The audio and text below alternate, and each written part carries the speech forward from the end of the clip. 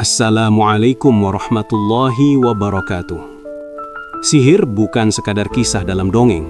Ia nyata, berbahaya, dan bahkan pernah menimpa manusia paling mulia, Rasulullah Shallallahu Alaihi Wasallam. Sebuah riwayat sahih menyebutkan seorang Yahudi bernama Labid bin Al-Asam dari Bani Zuraiq melancarkan tipu daya sihir, mengikat simpul demi simpul dengan niat agar Nabi terganggu, hilang kendali, bahkan celaka. Namun apakah usahanya berhasil? Bagaimana Allah menyingkap rahasia gelap itu melalui wahyu? Dan apa pelajaran abadi yang diwariskan bagi umat Islam hingga hari ini? Ya Allah, kami berlindung dengan kalimat-kalimat-Mu yang sempurna dari setiap syaitan, binatang berbahaya, dan dari pandangan mata yang jahat.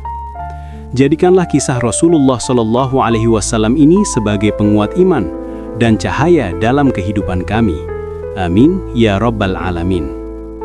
Mari kita ikuti kisah ini sampai akhir, dari munculnya gangguan, terbongkarnya pelaku, hingga turunnya pertolongan Allah yang menyelamatkan Rasulullah Shallallahu Alaihi Wasallam. Bismillah. Sejak awal sejarah manusia, cahaya kebenaran selalu berhadapan dengan kegelapan tipu daya. Sihir menjadi salah satu senjata kuno yang digunakan musuh-musuh para nabi. Al-Quran mencatat bagaimana Nabi Musa alaihissalam berhadapan dengan para tukang sihir Fir'aun. Tali-tali dan tongkat mereka tampak seperti ular, mengecoh pandangan manusia. Namun Allah menunjukkan kebenaran. Tongkat Nabi Musa berubah menjadi ular besar dan menelan semua sihir mereka. Kisah lain muncul pada zaman Nabi Sulaiman alaihissalam. Ada manusia yang belajar sihir dari setan, lalu menuduh Nabi Sulaiman sendiri sebagai penyihir. Padahal justru Allah menundukkan jin dan setan di bawah kendali beliau, sementara sihir tetap diharamkan. Pola sejarah ini jelas, musuh para nabi kerap menjadikan sihir sebagai senjata untuk melawan kebenaran. Ketika Rasulullah Shallallahu Alaihi Wasallam hijrah ke Madinah, beliau membangun masyarakat Islam dengan fondasi iman dan ukhuwah. Namun tidak semua orang senang. Kaum Yahudi yang merasa tersingkir, kaum munafik yang iri, dan orang-orang musyrik yang masih menyimpan dendam, semuanya mencari cara untuk melemahkan dakwah.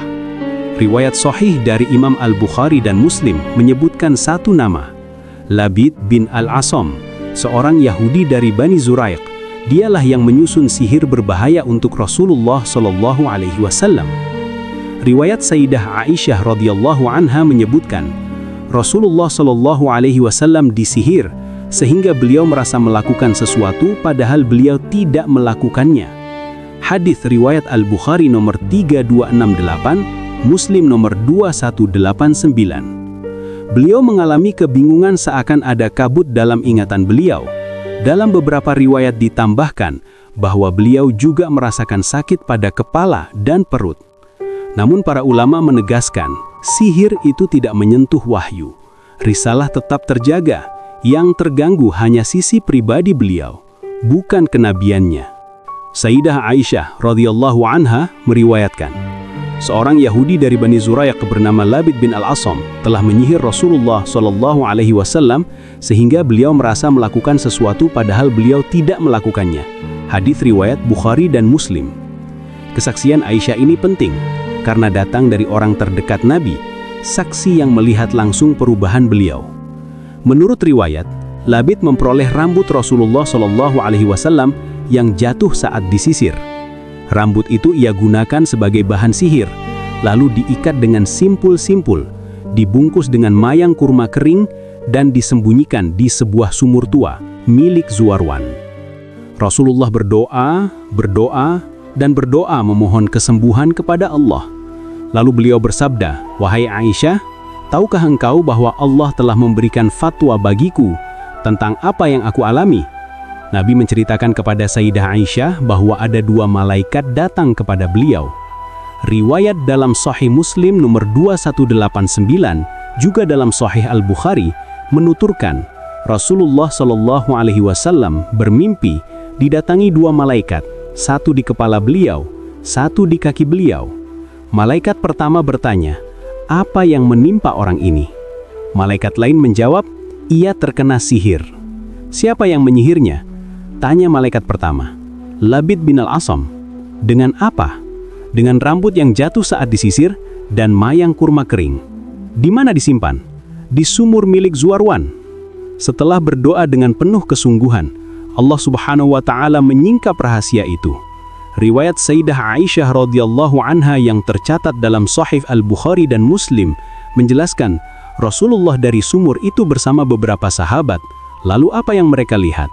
Bukanlah sumur biasa. Airnya tampak keruh seakan bercampur pacar. Pohon-pohon kurma di sekitarnya tampak menyeramkan seperti kepala setan.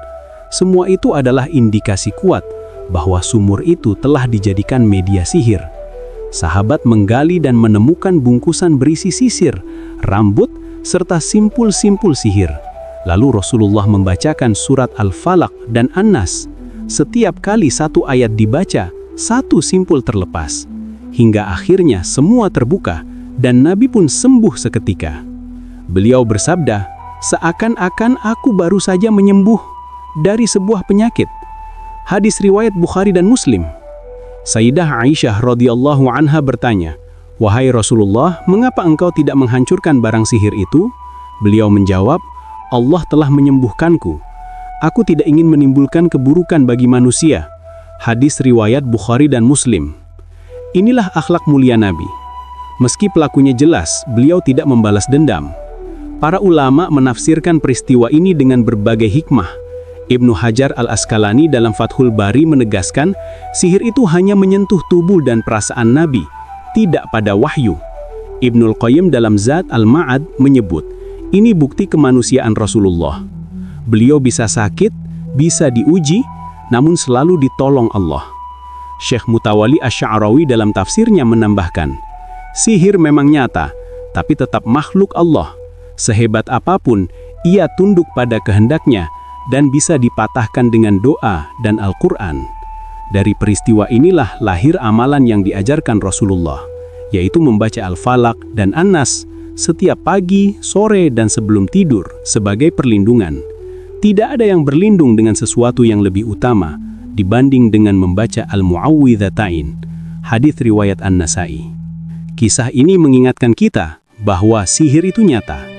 Ia pernah menimpa Nabi terakhir, namun selalu ada pertolongan Allah. Benteng kita bukan pada jimat atau mantra manusia, tapi pada doa, zikir, dan ayat-ayat Al-Quran. Wallahu a'lam bissawab. Semoga kisah ini menjadi penguat iman dan peringatan bagi kita semua. Wassalamualaikum warahmatullahi wabarakatuh.